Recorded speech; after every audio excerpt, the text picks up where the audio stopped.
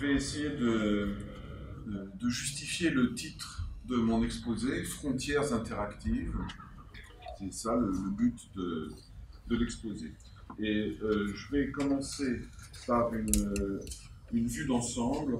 Comme ça, quand j'aurai dit ça, au moins, j'aurai dit l'essentiel. Donc, je me dispense de remercier les organisateurs, vu que c'est moi. Donc, voilà, dans un premier temps, je vais vous présenter la théorie générale de l'interaction que j'ai développée depuis quelques années. Donc, ce qui entre en interaction dans cette théorie, c'est ce que j'appelle des dynamiques. Je les appelle ouvertes, ces dynamiques, précisément parce qu'elles sont en interaction avec autre chose. En l'occurrence, les unes avec les autres. Donc, elles sont ouvertes au sens où on parle de système ouvert. Donc, ces dynamiques ouvertes vont être en interaction au sein de ce que je vais appeler des familles dynamiques. Donc, juste pour présenter ça, ça va prendre une quinzaine de minutes. À partir de là, donc on verra que une interaction possède une structure connective. Or, chaque interaction a une structure connective ou l'ensemble des interactions? Une interaction, ça règle tout ce qui peut se passer entre les composants d'une famille dynamique. Donc une interaction, c'est beaucoup de choses. En fait, une interaction, ça sera une relation multiple. Pratiquement, formellement, c'est la même chose que ce dont Anatole vient de parler, sauf que c'est un peu plus simple. Bon, je vais préciser ça dans un instant. Donc une interaction, ça va être une relation multiple, une relation entre les dynamiques interagissantes, et une interaction donc aura une structure connective. Or, à toute structure connective, il est possible d'associer un truc formidable qui s'appelle un topos de Grothendieck et que j'aurai absolument pas le temps d'expliquer, mais le fait est que cette association est possible, et grâce à cette association d'un topos de Grothendieck à toute structure connective, ça permet, au moins dans le cas fini, d'associer un espace topologique à toute structure connective, et donc à toute interaction, et donc à toute famille dynamique. Finalement, je vais essayer de vous faire entendre que les dynamiques ouvertes qui participent au sein d'une famille dynamique à une interaction correspondent à des points ouverts d'un espace topologique, mais un espace topologique qui va posséder d'autres points que ceux correspondant aux familles dynamiques, aux dynamiques qui sont effectivement en interaction, à savoir des points qui correspondent en quelque sorte à donc des nouveaux points qui correspondent en quelque sorte à des dynamiques imaginaires associées en fait à des sous-familles irréductibles en un certain sens connectif de la famille dynamique considérée. Voilà. Et j'illustrerai tout ça avec un exemple borroméen. Pour moi, l'espace borroméen, l'espace connectif borroméen, il est très important, bien que très simple, précisément parce qu'il n'est pas donné par une structure topologique, au sens de la topologie générale, sur l'ensemble des trois points. L'espace borroméen, il a trois points qui sont connectés globalement, mais pas deux à deux. Voilà, j'ai ajouté une petite remarque ici, c'est le fait qu'il y a un peu plus d'un an, donc en mars 2017, j'avais donné, mais pour le grand public, une présentation très intuitive de tout ce dont il est question là. Et vraiment, je vous invite à aller voir ça parce que c'est compréhensible. Alors que je ne suis pas du tout certain que ce que je vais expliquer aujourd'hui sera vraiment compréhensible. J'ai fait une répétition hier de ma présentation et moi-même je n'y ai rien compris, donc je ne suis pas sûr que... Voilà. En mars, ce que tu nous as dit, L'adresse, remets l'adresse. Non, mais on va mettre tout ça en ligne, donc tu auras le fichier et il suffira de cliquer ici. Et voilà. Alors, d'abord, la notion de dynamique et la notion de ce que j'appellerais les dynamiques fermées. Ça part du désir d'unifier les dynamiques discrètes et les systèmes dynamiques discrets et les systèmes dynamiques continus. Et on peut considérer que la propriété commune entre ces différents systèmes dynamiques, c'est le fait de la composition des durées, enfin, c'est-à-dire l'addition des durées, qui se traduit au niveau des fonctions de transition par leur composition. Et c'est au fond... pas dynamique. Non, mais je vais donner les définitions. Pour l'instant, j'explique intuitivement. Donc, à peu près tout le monde sait ce que c'est qu'un système dynamique discret et un système dynamique continu. Et donc, je dis, ils ont une propriété commune qui est que l'addition des durées se traduit par la composition des fonctions de transition. Et du coup, on peut voir ces dynamiques, ces systèmes dynamiques, comme des foncteurs. Donc voilà une définition possible d'une dynamique. C'est un foncteur d'une petite catégorie vers la catégorie des ensembles. Et cette petite catégorie, elle s'interprète dans ce cas-là comme ce que j'appelle le moteur de la dynamique. Par exemple, dans le cas d'un système dynamique discret, il suffit de prendre le monoïde des entiers naturels. Dans le cas d'un système dynamique continu, on prend le monoïde des réels positifs, par exemple, simplement avec l'addition.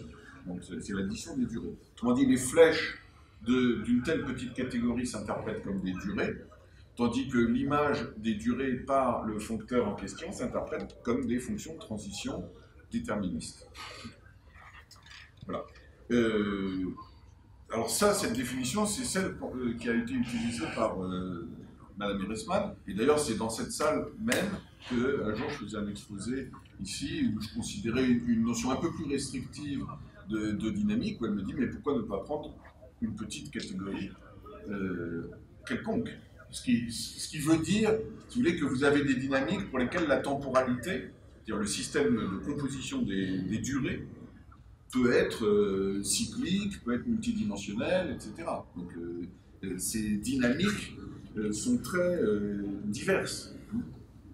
Voilà, alors à partir de là, j'étais amené à considérer deux élargissements. Le premier élargissement, c'est de remplacer les fonctions de transition déterministes par des fonctions de transition, des applications non déterministes. C'est-à-dire qu'à partir d'un état, au bout d'une certaine durée, on peut se retrouver dans un ensemble d'états possibles. Donc les fonctions de transition sont non déterministes. Ça revient à les identifier à des relations binaires. Et donc on peut définir une dynamique à ce moment-là comme un foncteur d'une petite catégorie, le moteur de la dynamique, c'est vers ce qu'on note REL, la catégorie des ensembles avec pour morphisme les relations binaires.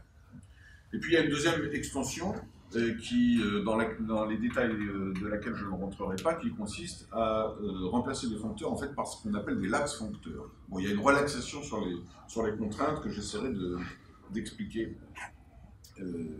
Alors, les fonctions de transition, on peut aussi les voir comme des applications d'un ensemble vers l'ensemble des parties de l'ensemble d'arrivée, puisqu'à tout point, à tout état, est associé un ensemble d'états, l'ensemble des états possibles au bout d'une durée donnée. Et alors c'est de cette façon que je les considérerai, et j'utiliserai cette notation pour désigner une fonction de transition non déterministe.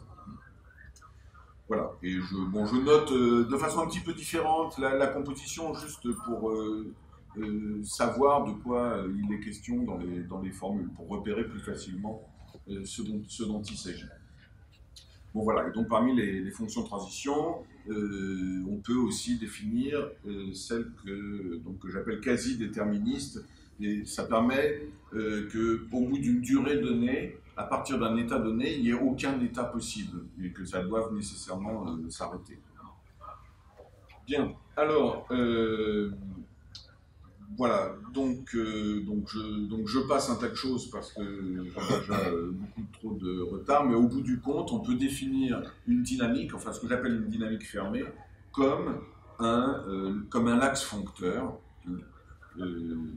Et alors le mot l'axe ici signifie que il n'y aura pas exactement égalité comme pour un foncteur au niveau des fonctions de transition lorsqu'on compose les durées, mais qu'il y a les inclusions qui sont écrites ici. Ça veut dire mettre à la puissance alpha. Non, c'est pas une puissance. C'est la notation que j'utilise. J'ai dû le préciser ici, voilà. C'est cette notation-là. C'est l'image par le foncteur ou par le laxe foncteur d'une durée. C'est juste une notation. C'est FY. FY. PY. Ah, donc PY, je note comme ça. Alors c'est une bicatégorie. C'est la catégorie dont les objets sont les ensembles, dont les flèches sont les transitions non déterministes, et avec des deux cellules qui sont données par l'inclusion, en fait. Donc, pratiquement, c'est la même chose que REL. Hein, c'est la catégorie des objets avec les relations, mais il y a un étage supplémentaire qui correspond à l'inclusion des fonctions de transition les unes dans les autres. Voilà. Alors, on peut bien entendu définir des morphismes entre ces dynamiques fermées, et donc voilà la situation à ce stade de l'exposé. Alpha est une dynamique fermée, bêta est une autre dynamique fermée. Ici, vous avez des durées qui se composent, et ici, vous avez des ensembles d'états et des fonctions de transition, avec des diagrammes qui ne sont pas des diagrammes commutatifs du fait de l'aspect l'axe dont je parlais et que je n'ai pas encore justifié. Et cet aspect l'axe, donc, se traduit par des inclusions concernant aussi bien alpha et bêta, ici, que concernant les morphismes entre les dynamiques fermées. Bon, alors, parmi ces dynamiques fermées, il y a en particulier ce que j'appelle les horloges, qui sont en fait des dynamiques fonctorielles, c'est-à-dire ce n'est pas vraiment des laxes foncteurs, c'est vraiment des foncteurs, et qui sont déterministes. Donc là, en fait, on retombe sur la définition de Madame Ehresmann. Ces dynamiques particulières, je les appelle des horloges. Elles sont donc déterministes. Maintenant, pour passer des dynamiques fermées aux dynamiques ouvertes, c'est-à-dire celles qui sont susceptibles d'entrer en interaction les unes avec les autres, il y a deux choses à faire. La première chose, c'est que le comportement d'une dynamique puisse dépendre d'un paramètre. Et la deuxième chose, c'est qu'on a besoin que ces dynamiques ouvertes aient une horloge interne, de façon à ce qu'il y ait une synchronisation possible avec les autres dynamiques. En tout cas, c'est de cette façon que j'ai donc formalisé la notion de dynamique ouverte. Donc, vous inquiétez pas trop d'un décalage entre ce qui est affiché et ce que je dis, parce que je vais juste absolument pas pouvoir entrer dans les détails de ce qui est affiché. Donc, j'essaye de donner approximativement les idées. Et donc là, s'agissant de la définition des dynamiques ouvertes, la première idée, c'est qu'on n'a plus simplement des dynamiques, on a des multidynamiques, c'est-à-dire que le comportement dépend d'un paramètre. Et ça peut donner lieu à une définition en tant que l'axe foncteur, mais dans une catégorie dans laquelle les flèches sont en fait des familles indexées par un ensemble paramétrique, des familles donc, de transition en général non déterministes. Et puis, le fait d'associer une horloge à une telle multidynamique se fait par un dynamorphisme que j'appelle datation. Et voilà finalement comment je définis une dynamique ouverte. Et donc on peut faire ce schéma-là. Voilà, ça représente une dynamique ouverte. C'est-à-dire une multidynamique alpha qui donne lieu à des familles de transition et une horloge avec donc un morphisme de datation des états de la dynamique ouverte vers les états de l'horloge qu'on appelle des instants. Voilà ce que c'est qu'une dynamique ouverte. Pour toute dynamique ouverte, on peut définir ses réalisations. Donc on pourrait aussi appeler les solutions de la dynamique. Et une réalisation, en fait, c'est un morphisme de l'horloge vers la multidynamique, mais qui respecte la date la datation, qui respecte la date des états. Et donc voilà, on peut représenter sur un diagramme comme ça la notion de réalisation en rouge. Donc ici vous avez une dynamique ouverte et en rouge vous avez ce qu'est une réalisation d'une telle dynamique ouverte. Et voilà ce qu'on obtient. Donc ça c'est une définition.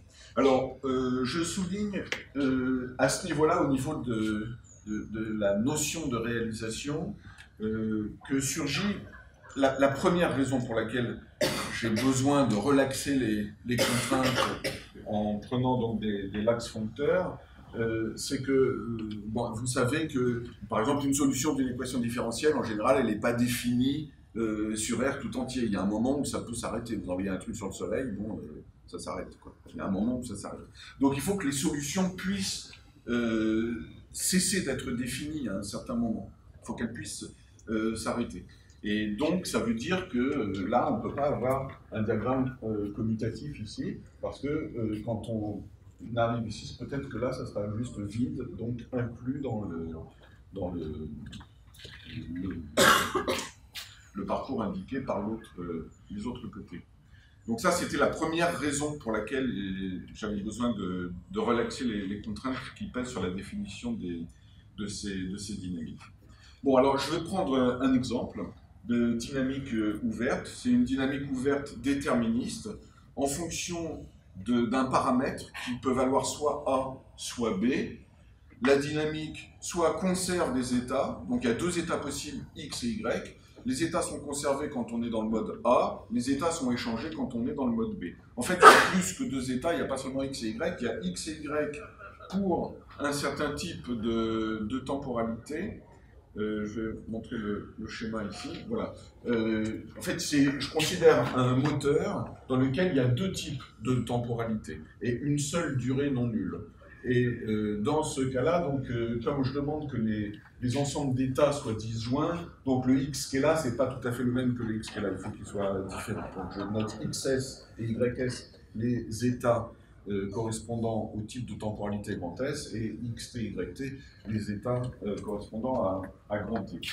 Et donc, voilà, j'ai défini une dynamique ouverte, déterministe, qui a deux modes de fonctionnement, A et B, et j'appelle cette dynamique unchanged exchanged, pour dire qu'elle a là ces deux comportements possibles selon la valeur du paramètre. Et donc, cette dynamique ouverte a des réalisations. Et maintenant, ce que j'appelle... Oui. Est-ce que tu as des flèches est-ce que tu as des automorphismes dans T? Est-ce que tu as des morphismes de T dans T? De T dans T? Ouais. Ah ben il y a l'identité, c'est tout. C'est tout. Oui. Là, j'ai pris un exemple assez minimal d'une petite catégorie C qui n'a que deux objets et une seule flèche non triviale. Donc, il y a deux autres flèches qui sont les identités. L'identité de S, l'identité de T. J'ai pris... Alors, il y a des exemples. En fait, j'aurais pu prendre des exemples encore plus petits, parce que le fait d'avoir relaxé les contraintes, fait que les dynamiques, disons, intemporelles, celles pour lesquelles il y a une seule durée qui est la durée nulle, donc on prend la petite catégorie non vide minimale, ça donne déjà des exemples intéressants parce qu'une telle... il va y avoir des dynamiques ouvertes qui vont dépendre de paramètres alors même qu'elles sont intemporelles, ce qui ne serait pas possible si on avait utilisé des foncteurs. Donc là, c'est vraiment le fait que ce soit des lax foncteurs. Donc, à partir de la notion de dynamique ouverte, je peux définir ce que j'appelle une famille dynamique. Une famille dynamique, c'est une famille de dynamiques ouvertes avec une interaction et puis donc des relations de synchronisation entre les différentes dynamiques. Je ne rentre pas dans les détails. En fait, le point le plus important, c'est la notion d'interaction pour ce que je veux vous expliquer aujourd'hui. Et donc, une interaction, ça ressemble beaucoup à ce dont Anatole a parlé tout à l'heure, c'est quasiment la même chose. C'est une relation multiple sur une famille d'ensembles. Alors, il y a deux familles d'ensembles. Il y a les ensembles de réalisation de chacune des dynamiques en jeu dans la famille dynamique, et il y a les ensembles de paramètres pour chacune des dynamiques ouvertes en jeu dans la famille. hein. Donc pour chaque dynamique ouverte, vous avez un ensemble de paramètres et un ensemble de réalisations. Les réalisations, c'est les solutions, c'est les comportements de la dynamique, si vous voulez. Donc, et les paramètres, ben, c'est ce dont le comportement va dépendre pour chacune des dynamiques. Et donc, une telle interaction est simplement une partie, vous voyez, c'est exactement la même chose que ce qu'Anatole a écrit tout à l'heure. Hein.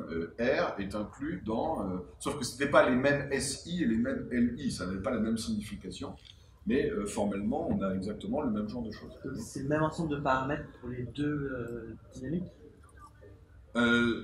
Il peut y avoir une infinité de dynamiques, il peut y en avoir... Elles sont paramétriques, les dynamiques? Les dynamiques dépendent d'un indice petit i. C'est le même pour les différents? Non. Les paramètres, les ensembles de paramètres sont les LI et peuvent être totalement différents selon la valeur de i.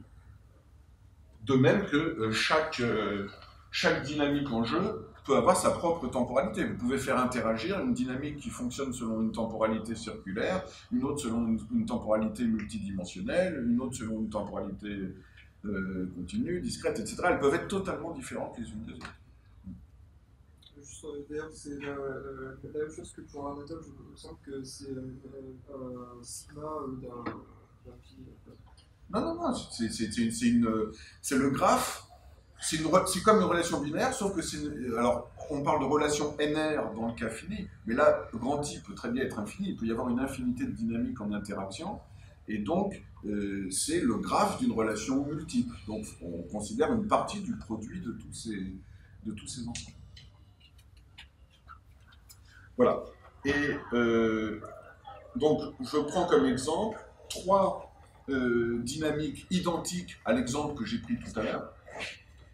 La dynamique ouverte que j'ai prise tout à l'heure, je considère 3 fois cette dynamique, ou 3 dynamiques semblables, si vous voulez, et je prends comme interaction entre ces 3 dynamiques le fait qu'au moins un des 3 paramètres pour les 3 dynamiques en interaction soit égal à B. Hein. Ici, dans cet exemple, les LI sont les mêmes, dans cet exemple-là, mais dans la définition précédente, ils pouvaient être absolument quelconques. Donc ici, j'ai pris 3 fois le même LI, et je demande pour définir l'interaction entre ces 3 dynamiques, qu'au moins une des 3 dynamiques en jeu prenne pour son paramètre la valeur B. Alors, vous voyez, cette façon de définir les choses, on pressent tout de suite le côté borromien, et effectivement, c'est bien ce qui va se passer. Alors, oui. Est-ce que tu peux expliquer un peu intuitivement à quoi ça correspond une interaction entre plusieurs dynamiques? Ce qu'on peut bien expliquer intuitivement, c'est l'absence d'interaction, déjà. Donc, l'absence d'interaction, c'est que chacune se comporte librement, de manière totalement indépendante des autres. D'accord ? Et donc, ça se traduit comment au niveau de la définition de ce que j'ai appelé l'interaction? Par le fait de prendre comme graphe la totalité. Tout est possible. C'est-à-dire, n'importe quel paramètre et n'importe quelle réalisation, il y a quand même une contrainte, c'est que les réalisations soient cohérentes avec les paramètres pour chacune des dynamiques. Mais à part cela, si on ne met aucune contrainte, ça revient à prendre comme graphe qui définit l'interaction le graphe complet. D'accord ? Donc si tout est possible, c'est qu'il n'y a pas d'interaction. Si je peux me comporter n'importe comment, et vous aussi, c'est qu'on n'est pas en interaction. Donc, au contraire, il va y avoir interaction quand il y a une restriction sur ce qui est possible dans le comportement de chacun en fonction du comportement des uns et des autres. Donc, le comportement, c'est les réalisations, d'accord ? Et les paramètres, c'est quelque chose de plus interne, qui est ce par quoi une dynamique est conduite à se comporter d'une façon plutôt qu'une autre. Alors, juste un mot pour dire que cette théorie est effectivement une théorie systémique, puisque on peut définir, donc je ne le ferai pas aujourd'hui, mais étant donné une famille dynamique, c'est-à-dire une famille de dynamiques ouvertes en interaction et synchronisées d'une certaine manière, on peut définir une dynamique globale qui incorpore ces dynamiques composant la famille, d'accord ? Et cette dynamique globale, produite par les dynamiques qui participent à la famille, peut à son tour entrer en interaction avec d'autres dynamiques. Bon. Seulement pour que ça marche, là, il était également indispensable de relaxer les contraintes. Donc c'est pour ça que c'est des lax foncteurs plutôt que des foncteurs. Sinon, en général, la dynamique produite n'est pas fonctorielle, elle est seulement lax fonctorielle. Voilà. Alors, j'en viens donc aux structures connectives. Comme on en a parlé toute la matinée, ça doit être à peu près bien en place dans les esprits. Et donc, notamment, voilà, l'espace connectif borroméen, qui est un espace qui a 3 points qui sont connectés de cette façon et qui donc exprime d'une certaine façon la structure connective des anneaux borroméens. Alors, bon, là, je passe sur ce point absolument fondamental. Et oui, les morphismes connectifs. Je donne juste un exemple très important de morphisme connectif. C'est la fractale de Newton, vue comme application sur le plan, mais un plan qui est préparé de manière un peu spéciale, avec une structure connective qui est celle engendrée par les disques ouverts, et à valeur dans l'espace borroméen à 3 points. Donc voilà, on peut voir la fractale de Newton comme un exemple de morphisme connectif à valeur dans l'espace borroméen, simplement parce que si vous prenez un disque quelconque, disons un disque ouvert par exemple, eh bien, soit il y a une seule couleur dans le disque, soit il y a les 3 couleurs, mais il n'y a jamais uniquement 2 couleurs.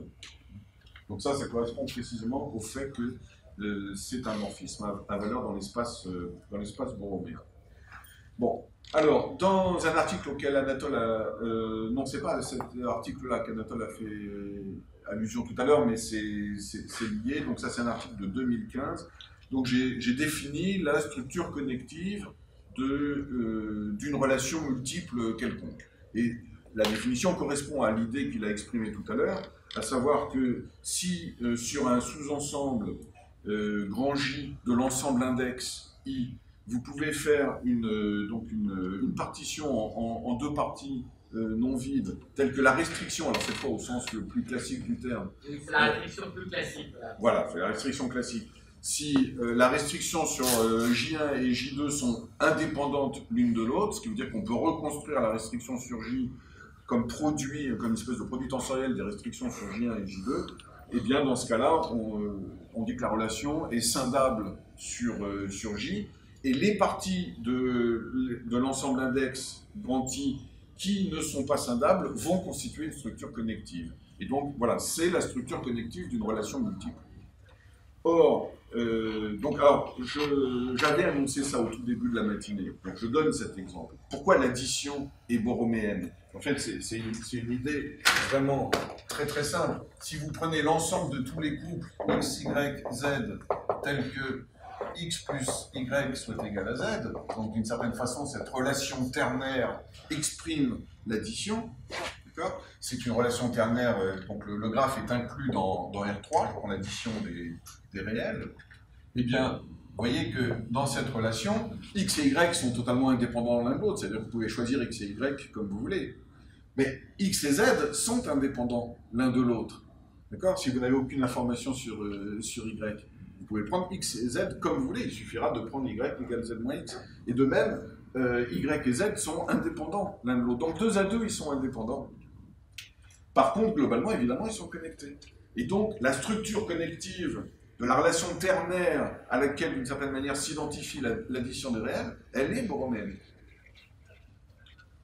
Donc, tu veux dire que à peu près n'importe quelle opération est borroméenne? Non, pas n'importe laquelle. Si tu remplaces R par R+, par exemple, c'est plus vrai. Parce que si tu sais que X égale 5, tu sais que Z va être supérieur ou égal à 5. Donc, X et Z sont liés dans ce cas-là. De même, Y et Z seront liés dans ce cas-là. Pas X et Y. Donc, voilà. Mais, donc c'est très très facile d'obtenir des relations ternaires borroméennes. Ça va marcher pour tous les groupes, en fait. Oui, pour n'importe quel groupe, ça marche. Voilà. Alors, maintenant, si on part d'une famille dynamique, il y a une interaction qui est dans la définition d'une telle famille dynamique. Cette interaction, c'est une relation multiple entre les paramètres et les réalisations des différentes dynamiques en jeu. Et en tant que relation multiple, elle a donc une structure connective. Alors, le problème, c'est que, donc voilà, là, dans l'exemple que j'avais donné tout à l'heure, de 3 dynamiques ouvertes en interaction selon la formule au moins un des paramètres doit être égal à B, eh bien, c'est pratiquement évident que cette interaction-là est borroméenne. Bon, alors, maintenant, j'ai parlé de topologie, et dans le titre, il est question de frontières. Le problème, c'est qu'un espace connectif n'est pas, en général, donné par une structure topologique. Et par exemple, la structure borroméenne n'est pas définie par une topologie sur l'ensemble des 3 points, sur l'ensemble indice, grand I, des 3 points. Mais, comme je le disais tout à l'heure, on peut associer un topos de Grothendieck à n'importe quel espace connectif. Donc ça, j'ai mis ça dans un article. Ça date de septembre 2017. Voilà. Donc, j'explique pas ce que c'est qu'un topos de Grothendieck, j'explique pas comment je fais ça, mais la conséquence, c'est que, comme d'un autre côté, à tout espace topologique, on peut aussi associer un topos de Grothendieck, il y a une relation possible entre les espaces connectifs et les espaces topologiques qui consiste à dire qu'ils ont le même topos. Et on appelle ça être Morita équivalent. Et effectivement, j'ai démontré, donc là je l'ai mis en ligne en mars dernier, que tout espace connectif fini est Morita équivalent à un unique espace topologique fini. Si on demande que l'espace topologique ait une propriété supplémentaire, on dit que ça doit être un espace sobre, bon, peu importe. Mais dans le cas borroméen, pour revenir à mon exemple, ça veut dire qu'il va exister un espace topologique fini qui va être Morita équivalent à l'espace connectif borroméen à 3 points. Voilà cet espace topologique fini. L'espace topologique à 4 points, qui possède 3 points ouverts et 1 point fermé, a le même topos de Grothendieck que l'espace connectif borroméen. Ça, c'est un espace topologique. Cet espace topologique-là. Et donc, toute la difficulté, c'est pour ça que pendant des années je ne l'ai pas vu, c'est qu'il y a un point supplémentaire ici sur cet exemple. Il y a un 4e point. C'est ça le truc magique. Donc, dans l'exposé que j'ai fait à Bois, j'ai présenté ça comme un tour de magie. J'ai fait surgir un 4e point. C'est l'apparition de ce 4e point qui est fondamental dans toute cette histoire. Alors, comment... On n'a pas beaucoup l'habitude des espaces topologiques finis, hein, mais bon, j'ai pensé qu'on pouvait parler de représentation topologique d'un espace topologique fini. Donc, je définis ici ce que j'appelle une telle représentation topologique fidèle d'un espace topologique, en particulier d'un espace topologique fini, si vous voulez. Plutôt que de rester sur la définition, voilà un exemple. Pour cet espace topologique fini qui est là, donc 4 points, 3 points ouverts et 1 point fermé, voici une représentation topologique de cet espace topologique fini. Ici, c'est le plan euclidien usuel, avec la topologie usuelle. Et le 4e, vous le voyez tout de suite, c'est l'ensemble de Julia, c'est la frontière commune. Et j'appelle ça une représentation fidèle parce que ici, si vous voulez, la frontière de n'importe lequel la frontière topologique, au sens de la topologie générale, de n'importe lequel des 3 points ouverts ici, c'est le 4e point, exactement de la même façon que, par exemple, la région bleue ici admet comme frontière topologique l'ensemble de Julia. Voilà. Donc, finalement, alors, là, une question pour moi qui n'est pas totalement résolue, c'est quelle est la relation exacte entre le morphisme connectif qui est là, qui est représenté ici, et l'application continue qui est représentée là. Donc là, c'est une application continue du plan usuel vers l'espace topologique à 4 points dont je viens de parler. Là, c'est un morphisme connectif d'un plan qui n'est pas tout à fait le plan usuel, peut-être que c'est un plan dont on a retiré l'ensemble de Julia et dont la structure connective est engendrée par les disques ouverts, ou bien sur l'ensemble de Julia, on a mis n'importe lequel des 3 valeurs, ça n'a pas d'importance, mais c'est pas le même objet, mais bon, l'idée c'est qu'il devrait être Morita équivalent, quoi, hein, sauf que ça met en jeu un espace connectif infini, le plan bizarre dont j'ai parlé, et un espace topologique infini qui est le plan de topologique usuel. Et la relation dans le cas des espaces infinis est moins simple que dans le cas des espaces finis. Voilà, alors donc pour conclure, j'espère que j'ai réussi à suggérer qu'effectivement, on peut voir les dynamiques ouvertes qui entrent en interaction au sein d'une famille dynamique comme des points ouverts d'un espace topologique, au moins dans le cas où il y a un nombre fini de dynamiques ouvertes en jeu, et tandis que les frontières de ces dynamiques vues comme des points donc, vont être en quelque sorte des dynamiques imaginaires, des nouveaux points. On a parlé plusieurs fois de nouveaux points dans la matinée, tandis que ces nouveaux points correspondent donc à des sous-familles irréductibles. Bon. Voilà, donc j'aurais beaucoup de gens à remercier pour... il y a beaucoup de choses. J'ai pris beaucoup plus de temps que prévu et c'était encore beaucoup trop rapide. Mais voilà, je vous remercie. Dans le PDF, vous trouverez les références, il y en a pas mal, y compris des textes assez récents. Et voilà, je vous remercie de votre attention.